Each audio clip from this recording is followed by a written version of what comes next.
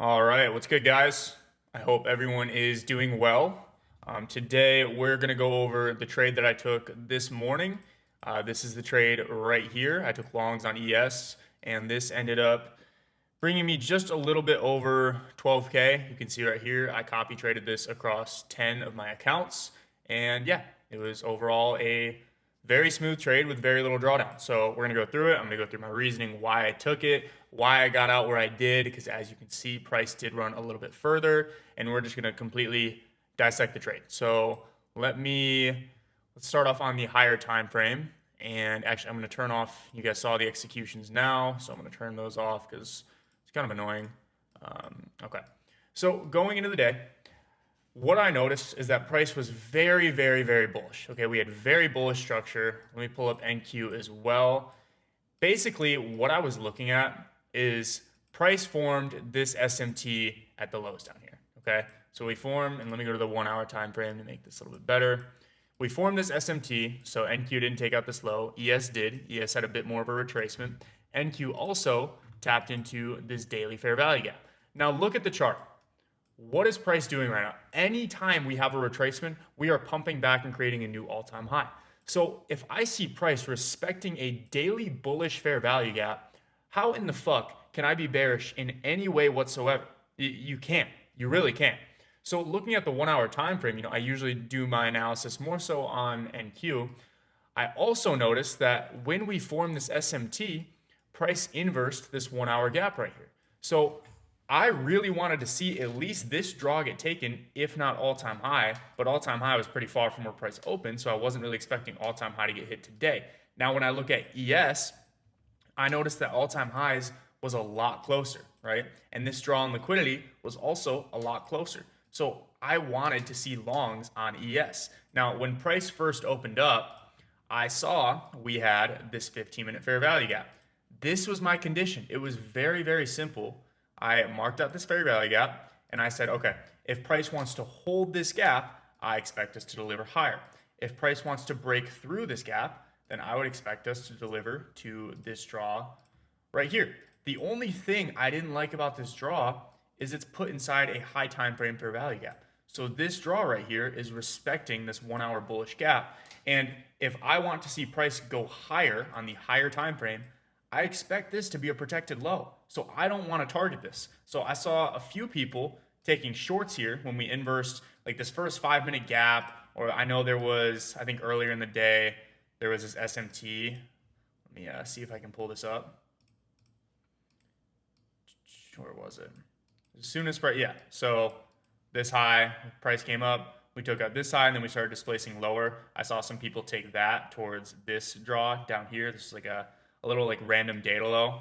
But the reason why I didn't like shorts, and I caught this on live with my Discord, the reason I was telling everyone I don't want shorts is because the only draw that I have anywhere close, it's a protected low. So I don't want to target that. Instead, I'd rather target in the direction of my high time frame bias, which is bullish.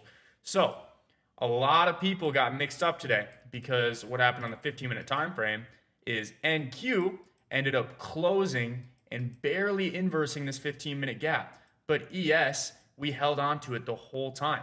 And what I really liked about this, not only did we hold the 15-minute gap, there was an SMT as well. So if we go to the 1 minute time frame, see here.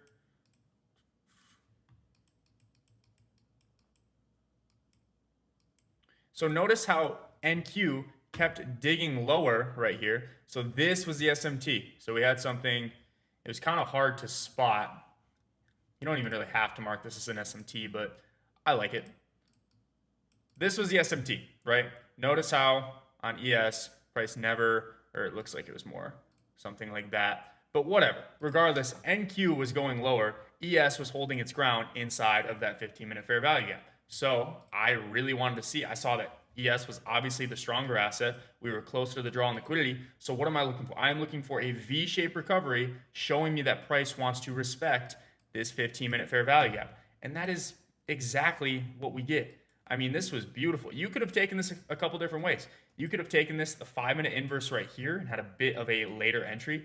I just took it when I saw price. We had this first push up And NQ was still lagging a little bit, so I wanted to see a retrace and then another flip to confirm. And when I saw a price retrace here and then we flipped again, that is when I entered the position, because that gave me confidence that this 15-minute wanted to hold and that price wanted to pump.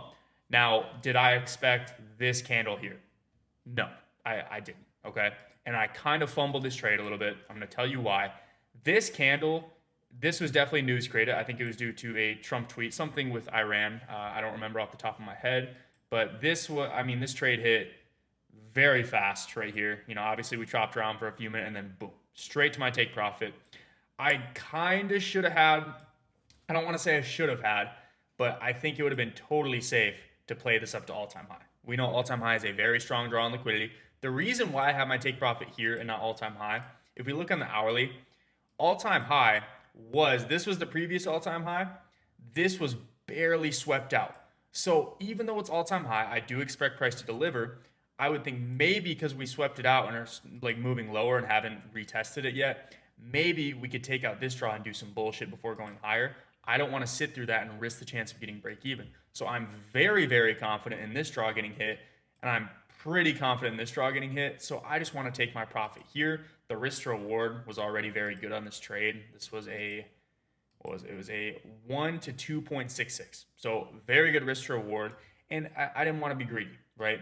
Now, could I have, when I saw this candle starting to print, could I have moved it high? Yes, probably. But in trading, you're not looking for the whole pie. You're just looking for your piece. Okay, so I'm not upset about it. I'm actually very happy with this trade, very happy with the execution. I think this was very, very smooth. My stop loss was in a safe place. So if price did stop me out, my trade is invalidated, okay? Price is not going to wick me out and then go higher. If it does, then that's just kind of rage bait. So you always want your stop to be in a spot where your trade is going to be invalidated. And yeah, when you wait for setups that are A+, that fit your strategy, that fit your criteria, this is what you get. I have not taken a trade this week. Granted, I did take a break from trading, but I did not trade yesterday. I did not trade the day before. And today I see this and boom.